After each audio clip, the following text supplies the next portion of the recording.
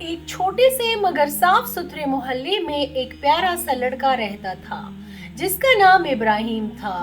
ابراہیم 6 سال کا تھا۔ اسے کہانیاں سننا، تصویریں بنانا اور اپنے دوستوں کے ساتھ کھیلنا بہت پسند تھا۔ وہ دل کا برا نہیں تھا، مگر کبھی کبھی وہ جلدی میں کام ادھورا چھوڑ دیتا۔ کبھی کھلونے ادھر ادھر رکھ دیتا اور کبھی امی ابو کی بات فوراً نہیں مانتا۔ اس کی امی اکثر پیار سے کہتی، بیٹا اچھی عادتیں انسان کو بڑا بناتی ہیں، صرف قد میں نہیں بلکہ دل میں بھی۔ ابراہیم مسکرا کر ہاں تو کہہ دیتا، مگر عمل کبھی کبھی بھول جاتا۔ ایک دن صبح امی نے آواز دی، ابراہیم اسکول کا وقت ہو گیا ہے، اٹھ جاؤ۔ ابراہیم نے کروٹ بدلی اور بولا، امی بس 5 منٹ اور۔ لیکن وہ 5 منٹ 15 منٹ بن گئے۔ جب وہ اٹھا تو جلدی میں بستر بھی نہ سمیٹا، دان بھی ٹھیک سے برش نہ کیے اور جرابیں بھی الٹی پہن لی۔ ناشتہ آدھا چھوڑ کر بیگ اٹھایا اور دروازے کی طرف بھاگا۔ امی نے نرمی سے کہا، بیٹا اگر تم آرام سے اور ترتیب سے کام کرو گے تو کچھ بھی نہیں بھولو گے۔ ابراہیم نے سوچا، شاید امی ٹھیک کہتی ہے، مگر آج تو دیر ہو رہی ہے۔ اسکول پہنچ کر کلاس شروع ہوئی۔ ٹیچر سوال پوچھ رہی تھی۔ ابراہیم کو جواب آتا تھا، مگر وہ ہاتھ اٹھائے بغیر بول پڑا۔ ٹیچر نے مسکرا کر کہا، ابراہیم تم ذہین ہو، مگر پہلے ہاتھ اٹھانا سیکھو، یہ بھی اچھی عادت ہے۔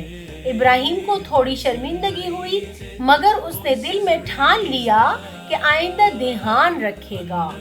وقفے میں اس نے اپنا لنچ باکس کھولا۔ اس کے دوست حمزہ کے پاس آج کھانا کم تھا۔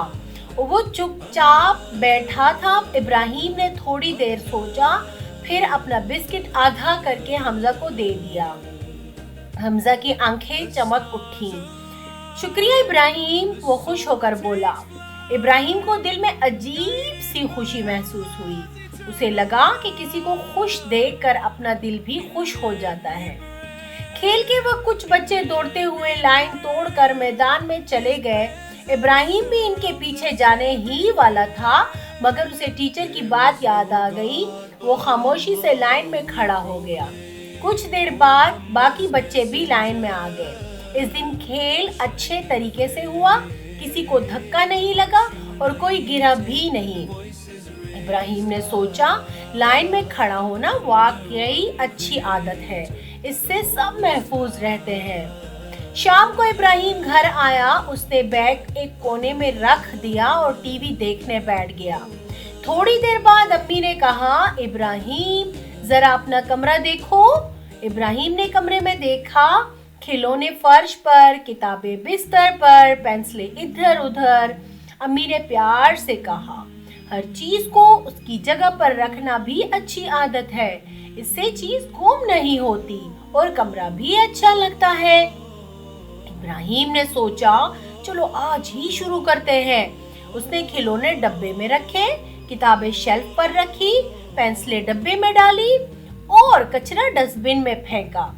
جب کمرہ صاف ہو گیا تو اسے اپنا کمرہ پہلے سے زیادہ خوبصورت لگا۔ امی نے خوش ہو کر کہا، شاباش میرے بیٹے۔ ابراہیم مسکرا کر بولا، امی صاف کمرہ واقعی اچھا لگتا ہے۔